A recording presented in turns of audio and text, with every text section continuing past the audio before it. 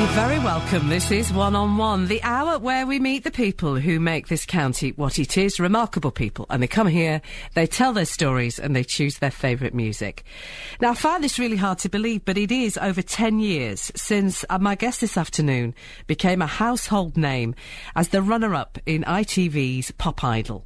He has gone on to have a phenomenally successful pop career, a string of hits, over 4 million record sales, and I'm talking, of course, about Bradford's own Gareth Gates. Now, he struggled with his speech during this time. He enrolled on the Maguire programme. That changed his life, both personally and professionally. He went on to train and qualify as a course instructor, does work on his speech on a daily basis. He's now a married man, father of one, very successful career on stage in musicals. He's been in Joseph's Technicolor Dreamcoat, and I saw him in the 25th anniversary tour of Les Miserables, where he was gobsmackingly good. I was just blown away. Now, he is set to tread the boards at the West Yorkshire Playhouse next month in a brand new musical called Loserville. There's nothing loser here. Gareth Gates, welcome to One on One. How are you? I'm good, thank you. It's very flattering. Thank you. It's very true. Do you know, I went to see Les Mis in Manchester, 25th anniversary tour, favourite musical, and I'll be really honest with you, it was halfway through and I'm looking at you singing Marius, and I'm thinking, that's Gareth Gates. And you were astonishingly fantastic. And I'm not just saying that, believe me, I don't. And I was blown away by it. Did you enjoy that? It was great. I've now found myself in this world of theatre and loving it. I've never acted before. Les Mis for me was my acting training, and especially creating a brand new show. I really learnt the ropes, and from the best people, and it was really a fantastic experience for me. And that is, Marius, such a demanding role, because Les Mis to me is like an opera. And it's a hard sing. You know, I don't care which role it is. They are big numbers, huge. Hard sing. And there is the acting thing. And you, I mean, I just had no idea it was you. And that's not to demean what you've done before. No, sure. But it was such a major change to be so spectacular in. Yeah, I mean, music for me has always been so important, and I think that piece, Les Mis, I mean, there wasn't much speaking involved, but, you know, my only form of expression as a child was music, simply because I wasn't able to speak. And so I think that's what I brought to it, and that's why I enjoyed it so much, because it was all music, it was all expressive singing, and, you know, that's how I trained, and that's you know, very, very important to me. You look drop-dead gorgeous as well, just mentioning that. Oh, stop it. Well, no, I tweeted last night you were on One on One today, and I'm not joking. The Twitter thing exploded. And we've had tweets right throughout the evening, right through this morning and this afternoon. Sophie Brown saying, listen to Gareth. We've had GPGnet on. I've just been inundated by your fans. How great is that? Yeah, I have some lovely fans, and you know, it was 10 years ago, but still, you know, I still have a very loyal fan base and lots of people who are still very interested in me and what I'm doing. And it's great. I'm very, very lucky. We are about to see you premiere in a brand new musical at the West Yorkshire Playhouse, which opens on June the 18th of next month. That's right. You're running for just under a month. And it's called Loserville. Yes. And I'm told it is, I'm quoting now, a musical mashup about dating, binary, and staying true to your dreams. That's pretty much it, yeah. Well, it's set in the 70s. It's pretty much a love story, really. It's about a guy called Michael Dork, who's a real loser at school and is a geek, really into computers. You know, this was well before computers are what they are now. Email hadn't been invented or anything like that. And the part that I play, Eddie, is the flip side of that. I'm the cool guy. My dad's rich. I'm very handsome. Nothing like me at all. Well, Cass. And so, you know, for the first time, I'm playing the baddie. And I think that's what appealed to me in this. And so, you know, at the end, Michael Dork, he ends up with a girl, and he ends up with his dreams and I am left in the gutter. It is a brand new musical, so untried, where you've been in Joseph and Les Mis as we go through your journey. So this is brand new, first time ever, premiering one of the great regional theatres, and we're very proud of the West Yorkshire Playhouse. Are you really nervous? Because you don't know, do you? You don't know how it's going to go down. Well, I'm a little bit nervous. This is my first sort of real speaking acting role. There's very little singing in it for me. I mean, I do the odd bit and bat there and here and there, but it's mainly speaking, and that for me is the challenge. But it's going very well, and rehearsal started on Monday, so this is the third day, and so far so good. You're going to be great. We'll talk more about that role. Gareth Gates is here, one-on-one. He is Bradford's finest, and also sold millions, and now doing musical theatre and acting, and we're really proud of you. Now, you've had to choose your favourite music, and everybody that comes here says, you know, it's almost impossible to whittle down all my music to, you know, a few choices. Was it a hard choice, this? I did mine on the train on the way from Bradford to Leeds. I just picked a few songs that sort of mean a little bit to me. We're going to start with Keane. This is The Last Time. Why this song? Keane are one of my favourite modern day bands. I'm a big fan of 80s music and late 70s music, bands like Foreigner and Toto, things like that. But of modern day, I think it's the only band that really gripped me like those older bands have gripped me. And so, yeah, I love them, seen them live a few times, and I particularly love this song. This is the Keane. This is The Last Time. We're one-on-one with Gareth Gates, your first choice of music this afternoon. And you've just tweeted that you're here. I have. The world and its wife's tweeting that they're listening to us, which is fantastic. Gareth will open in a brand new musical at the West Yorkshire Playhouse on June the 18th called Loserville, and just started rehearsals for that, which is mainly a speaking part. That began on Monday. Now, with you this afternoon, because your speech is just fantastic, you've got your own speech coach, someone here to help you deal with the stuttering. Chris is here. Just say good afternoon, Chris. Hi, good afternoon. You're giving him the encouragement he needs, and Chris, you're working with Gareth then at the Playhouse. I am at the moment, yes. I give him a hard time when he needs it. Yeah. He's already kicked me a few times underneath this desk, saying, speak right, you're speaking too fast. You know, apart from the phenomenal rise of your career, and we will talk about the origins of that in Bradford and your family, but you have become an ambassador for those who struggle with a stutter, and a programme that's helped you, and clearly very open about the support you're still getting to do that. Sure. So how is that for you now? Because so far, nothing. You probably have a stutter now, bless you. But you've done really, really well this afternoon. I can see sometimes the concentration on your face. Sure. I'm part of a programme called the Maguire Programme, and it teaches you a new way of breathing, a new way to tackle the negative mindsets that come with having a stammer. And you know, if you can't speak the simplest things that fluent speakers ask for, are a real problem. And so we avoid them at all costs. Small things like, you know, ordering a drink in a bar or ordering food in a restaurant. You'd rather order a drink that you don't really want, but a drink that you can say, than the one that you actually want. And that's quite hard, you know. For many, many years I'd call myself a different name, Michael, or my middle name Paul, because I was able to say those names as opposed to my own name. I'm sure there were, you know, hundreds of people when I went on Pop Idol going, wait a minute, his name's not Gareth.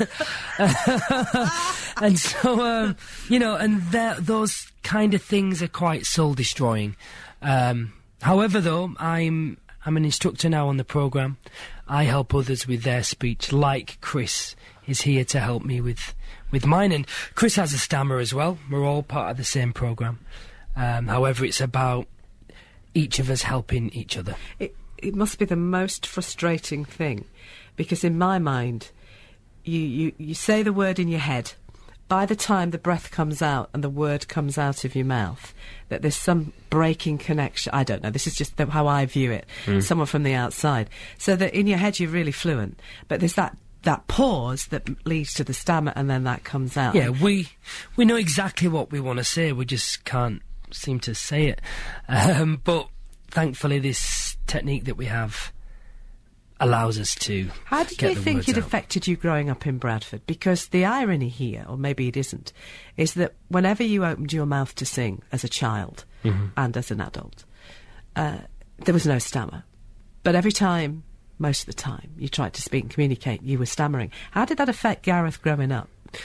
It was hard, and having a stammer at school is particularly difficult because, you know, we all know what kids are like, and if there's something wrong with someone at school, it's all about pointing and laughing, and I had that all my life. I was bullied severely, but, you know, that's made me a stronger person, and I think having a stammer humbled me as well because, you know, I was always fairly good at music, so I gained respect through that, and I think having problems in life, certainly with me, made me a very sort of humble person, I think. And your faith, church in Bradford, growing up, was central, not just to you, but as a family, wasn't it? Yeah, massively, and, you know, again, even with that, I excelled in music through that. I was part of the worship team, and I was a choir boy. You were at Bradford Cathedral for the Queen. I was the head chorister for when the Queen came. I was the boy soprano soloist, and it was great. It was the first time I met the Queen. I've met the Queen since. I went to Buckingham Palace for a tea party. And it was really lovely. Yeah, just tea. Is that it? Well, we went for tea. Actually, this is a story, and I'm not sure I should be saying this, but I took. I threatened to take one of the silver spoons from the tea party. I never actually did, but mentioned it in an interview that I might do this. And then their office called my management a few sort of months later going, "We've heard that he's taken a spoon." And I was like, "Oh, no, it was only a joke." Or was it? If you never become Sir Gareth Gates, you will know why. You will know why. Exactly. You wanted to hear Foreigner and Waiting for a Girl Like You. It's your second choice in music. We're one-on-one with Gareth Gates this afternoon. This is a fantastic song. Why this? As I said, you know, end of 70s, beginning of 80s is my favourite era for music. I think music changed so much, you know, the introduction of synthesizers and things like that. And so a band that really shone for me was Foreigner. Amazing songwriting, amazing vocals. That's Foreigner and Waiting for a Girl Like You. Gareth Gates is here, one-on-one. You can see him in person at the West Yorkshire Playhouse from June the 18th. That's running through to the middle of July in a brand new musical called Loserville, where you do some singing, don't you? It's not all talk. Yeah. People want to hear Gareth sing. Yeah, I sing a fair bit. It's just not my primary thing in the musical. I'm being inundated by texts and tweets and also an email with a hidden talent of yours that's just been revealed. This is from Ronnie Brown, and he says, Gareth came and performed at the Crystal Boot Awards, which are awards for line dancing, in Blackpool this year. He was brilliant. He went down a storm. Even line dancers love him. He was so generous with his time and great with his fans. I didn't know you did line dancing. Well, it was a corporate gig, actually. And I wasn't actually sure what it was. I just sort of turned up and sang a few songs, but it was this massive convention, and there was, I think, about 1,000 people there, all line dancing to whatever songs I was singing. And it was the most surreal gig, but it was great. And since then, I've really got into my country music, and I've bought a Stetson and some cowboy boots, which you're not wearing this afternoon. I need to just explain that, the image is fetching. Now look, your life changed with Pop Idol. You've been singing, you've been part of your life, you've been bullied, got over it. Faith, family, very important to Gareth Gates. And then 2002 arrived, and it's the first ever Pop Idol, and there were you. What made you enter? Because at that point, we hadn't had this, had we? Well, it wasn't me. my mum saw an advert on the TV and on the internet, I think, saying, "Are you the next pop idol?" And it also said, "Are you the next Robbie?" Or listed a few sort of big stars of the time. Have you got personality, looks? Can you sing? All these sort of words and phrases splashed all over this poster, and I instantly thought, oh, well, you know, I can sing, you know, I don't look that bad, but the personality thing really got me, and I was like, oh, shall I do this or not? And because my stammer, and for anybody with a stammer, it holds you back. It controls what decisions you make and what you do, you know, jobs that you end up in, etc. And so I just had to take a big leap of faith, and I went for it. And, you know, yes, it was hard, especially when I first walked in and they asked me my name. And for a stammerer, saying your name is the hardest thing because it's the first thing anybody asks you. So I was like, and I froze up. And I'm just pleased that I had this substance and could sing as well as I did, you know, to back it up. When you look back on the process, the result, and then what happened in terms of your fame and your career at that point, does it seem like a blur? Does it seem unreal? Because very different from life growing up in Bradford, clearly, even with the singing. Yeah. When you look back, is it a happy time, that time? Yeah, it was really happy. And I think the reason why was because I was only very young. I was 17. Never really expected it to be half as big as it was. And I think because I was so young, so naive, so innocent at that time, that I just enjoyed and embraced every moment. And some of the older ones in the show, it was them that was sort of questioning, well, should we do this and should we do that? And reading too far into it. Whereas me, everything that was thrown at us, I was like, yep, let's do it, you know, and sort of loved every moment. How did you like Mr. Cowell? Yeah, Simon's great. He really is. I was on his label and he was my, you know, the person that I spoke to most days and for a few years. So, you know, he's a lovely guy, and how he is on TV is exactly how he is in real life. You know, he's very honest, very straight to the point guy, and I think that's why he's been so successful. When I look at I remember vividly the result, because it was the first ever of these shows, the first ever Pop Idol, and there was you and Will, and it was a real battle. You know, as a viewer, it was just such an event, and then a real battle. And honest to heaven, I'd no idea which one of you had won. Whereas I think you get a bit of an idea now. Sure. Maybe we're just all a bit more older, wiser and weary. Standing there waiting for your name or not to be called out, that must have been a deal. I don't know if I it was dreadful. Oh, I know, your little face. Your little face. You know, it was the worst few seconds of my life. It was, you know, waiting to see what had happened and all this build-up, and, you know, it was unfortunate with the result, but, you know, I got so much from that, and, you know, we were both told anyway, me and Will, that we were both going to be signed the week of the final, so we both knew we'd be making an album and still have, you know, probably equal success. So I never think of you as the runner-up. I think you both won. Well, you know, that final gripped the nation, and, you know, like probably no other has since, and so, you know, that for me is a big thing, and that it was one of the first ones of its kind. Gareth Gates is here. We're one-on-one with the star that life began in Bradford, gone a long way since then, but still likes to come home. More from him in a moment. It's half...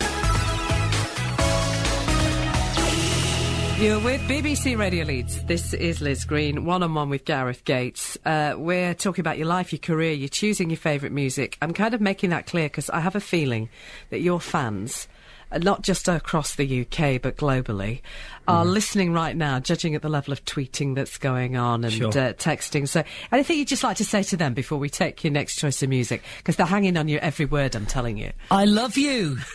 Now, I'm very lucky. I've got some great fans. All right, let's hear your next choice of music. This is Bon Jovi and Always. Great song, this. Why did you want to hear it? Well, Bon Jovi is probably one of my guilty pleasures, you know. Just love the band. I think they've had some amazing hits. And this song, Always, I think just really shows the vocal ability of John. You know, they're often criticised for being too commercial. However, you know, nobody can sing like him. And I think this song shows that.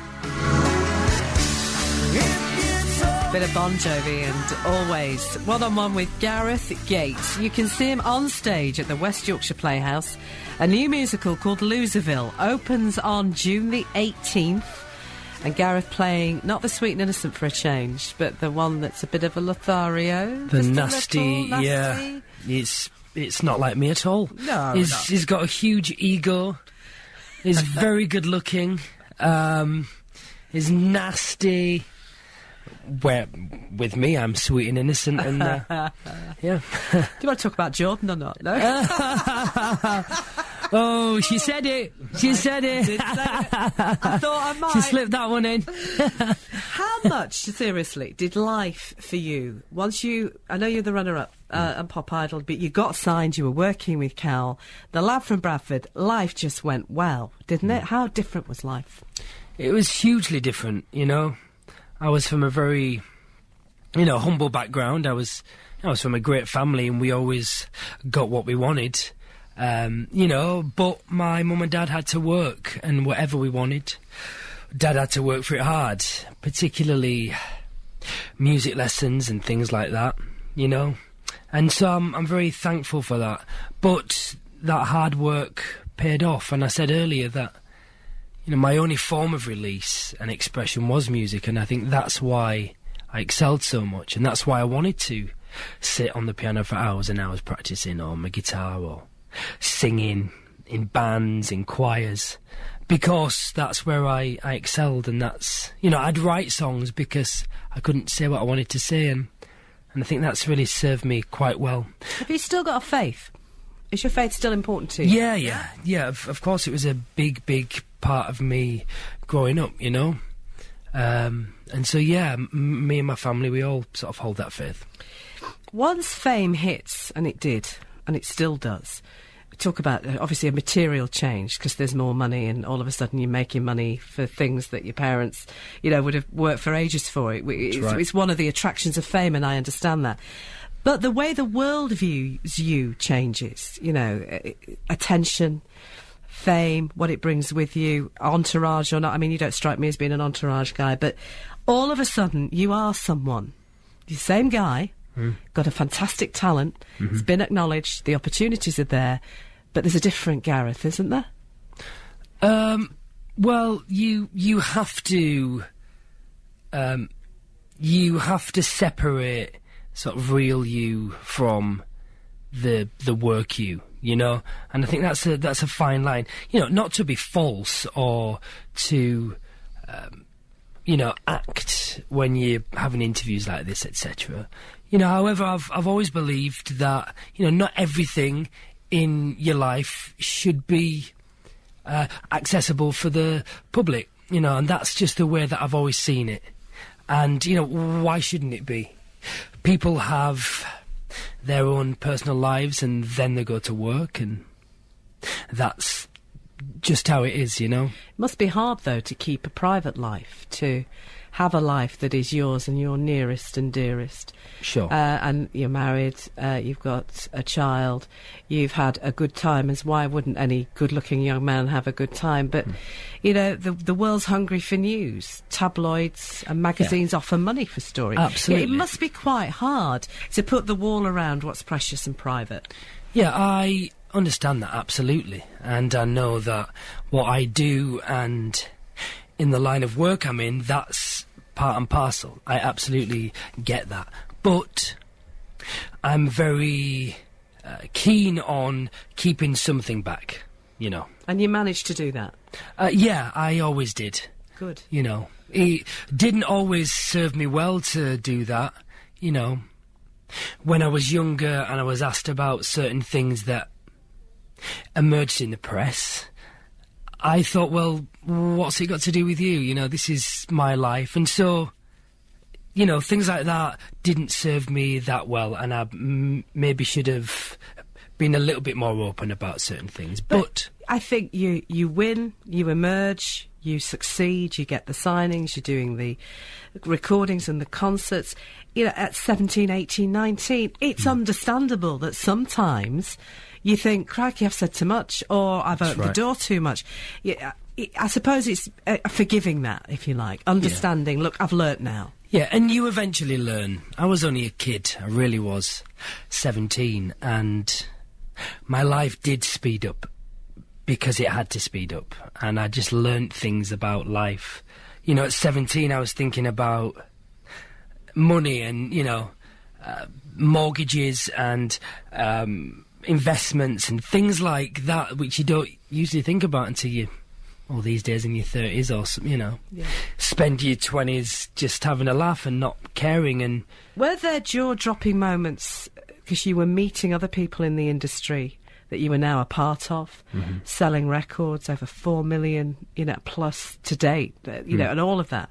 Were there times you thought, I'm in the same room as that person, I'm meeting that person, Yeah. you know, my face is all over that particular billboard in the middle of Times Square? Oh, were there moments you were thinking, crikey, I'm from Bradford? Yeah, exactly.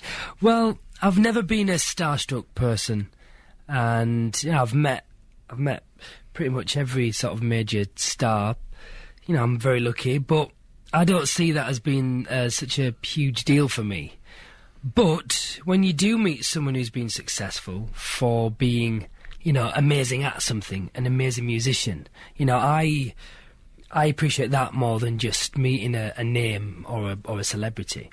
And I've met some great people, you know, people like George Michael. I was working in the same studio as him on my second album, and, you know, we just sat down and had lunch together, and that for me, you know, simply not because he's a name or he's a face, but because he's incredible and he's written some great songs. That for me was more interesting. You're one-on-one with Gareth Gates. We're going to hear Guns N' Roses next, Sweet Child of Mine. Why did you want to hear this? Well, it's just the best rock song ever written, isn't it? And that riff by Slash, doo-doo-doo-doo, you know, it's just, it's the best rock riff ever. You're almost playing air guitar, but not quite. I can see. Me and Chris were dancing around the studio. Gareth Gates is here. That's Sweet Child of Mine, Guns N' Roses. The Chris we're referring to is supporting you, helping you with your stammer. That's right. He doesn't say a lot. We'll just say hello. Hello, Chris. Hello, Chris. So he's there now. Ken is in Middleton in Leeds, and he's just sent me this text, and he says, "Hello, Gareth. Well done. You've got more guts than many for getting up there and getting on with your life with the stammer. This is like the King's Speech, but more up to date, mate." Ah, well, that's lovely. Thank you. Anything you want to say on that, Chris? I think it's magnificent, actually. Yeah, so do I. It's very relevant. The King's Speech raised awareness hugely in stammering, as has our friend here. Yeah, he has. And it's all become much more out in the open, and it's a jolly good show, really. Yeah, I like that a lot, and we've been speaking now, for 45 minutes, and you've been flawless, and I can see you working that through, but it's absolutely fantastic. Yeah, Steve says, still to this day, Gareth, you should have won Pop Idol. He says, could you ask Gareth what's his biggest regret in life today, and when's your next album out? No regrets. Seriously, I live by that policy, and I think everything makes you the person you are, and, you know, the harder times that we go through just makes you a stronger person.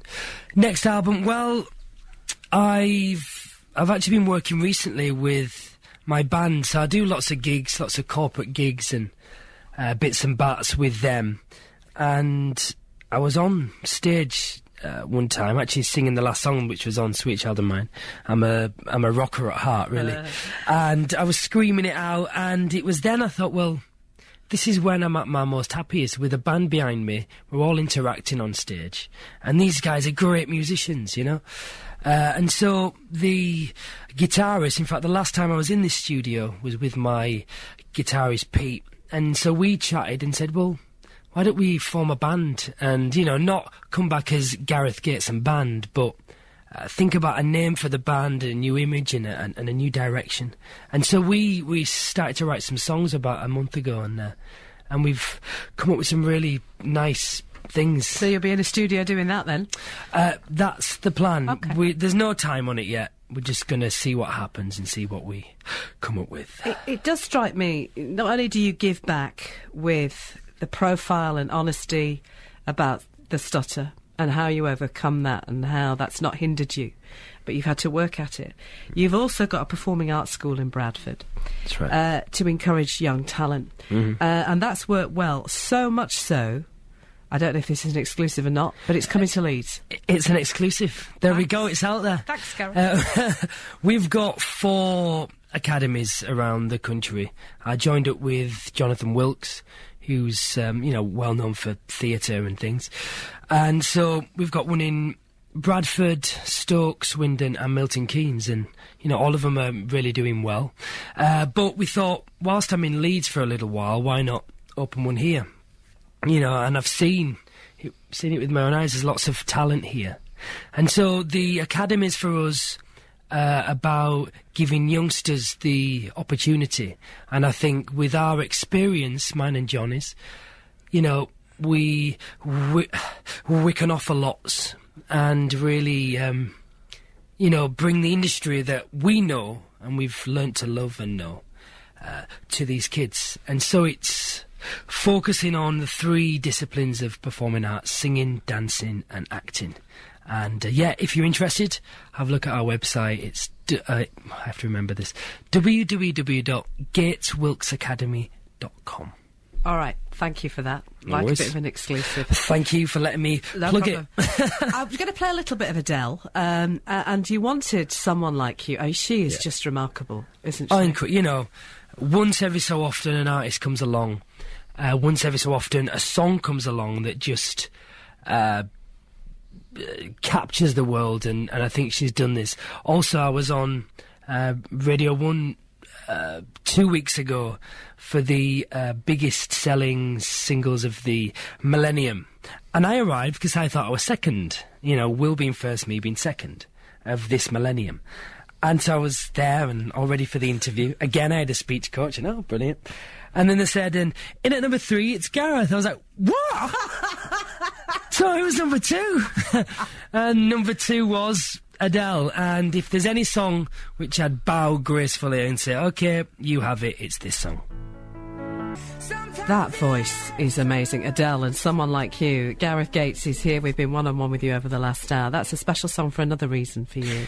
It's my daughter, Mrs., who's only 3. It's her favourite song, and already she's a full-on singer, dancer. It's quite scary. We have a fireplace at home, and the hearth sort of extends, out into the floor, and she uses that as her stage. And has being a dad changed you at all? Massively, yeah. I mean, it just changes your outlook and why you're here. I now serve another purpose, and I'm here for her and to try and give her the best life possible. So, and she's beautiful, and if she keeps on working, she might be a singer like her dad. Well, I wish you luck with that one. We look forward to you opening on June the 18th in Loserville, and in a moment we'll play out with a song from that new musical yet to be premiered, and I'm looking forward to that. You've done Joseph and the Amazing Technicolor Dreamcoat. You were in after Lee Meads. It must have been a bit scary, and then, as I said, mind-blowingly good in Les Miserables. Really, seriously, fantastically good. And this is a musical, so is this it? Is this the future, apart from recording with the band? Well, for me now, it's a mixture of the two, I think, for the future. I love theatre. I love musical theatre. I now love acting. I'd like to do a little bit of straight acting as well, just speech, and simply because I now can, and I now have the confidence to do that. And I'm not that bad at it. So. But also I'd love to do some of the big musicals as well. I love being involved in new musical theatre because I can create the role, and for me that's much more appealing than just filling someone's shoes. Not that I'm saying that I will ever do the big shows and play the parts that everyone's played, but for now I just love new musical theatre. Broadway, like that? Oh, I'd love to do a stint on Broadway, but again, has to be with the right show and the right role and all that. But again, I always want to keep a foot in the door for the recording artist side of things as well, and that's why the band thing's quite exciting for me. Are you a happy man? I'm very happy, yes. I'm full of cold at the minute, so I'm a little bit under the weather, but other than that, life in general is great, I think it's great life hasn't spoilt you either, because... Oh no, it hasn't. I'm very fortunate that I've kept family close, friends close. When I say friends, I mean friends I've had all my life close to me, and by doing that, there's no chance I'd ever not be grounded, I don't think. It's been lovely to see you. It's been lovely to see you. It's probably one of the nicest interviews I've had for a while, so thank you. You're welcome, and I wish you luck. Loserville opens at the West Yorkshire Playhouse. Gareth Gates has a major role in that. It opens on June the 18th. I think there'll be a run on tickets right now. So the final choice of music is a song from that. I think it might be the first time it's ever been heard outside of the West Yorkshire Playhouse, called Ticket Out of Loserville. That's right. So tell me a little bit about this before we end. The musical was written by Elliot Davis and one of the guys from Busted, James Bourne. And, I met the band Busted years ago when I was on the circuit at the same time they were. And, James is a great songwriter, and he formed a band after Busted called The Son of Dork, and that album is what this play's based upon. It's great. It's the music's just fantastic. So have a listen. We will. Gareth Gates, thank you for being one-on-one. Thank you very much.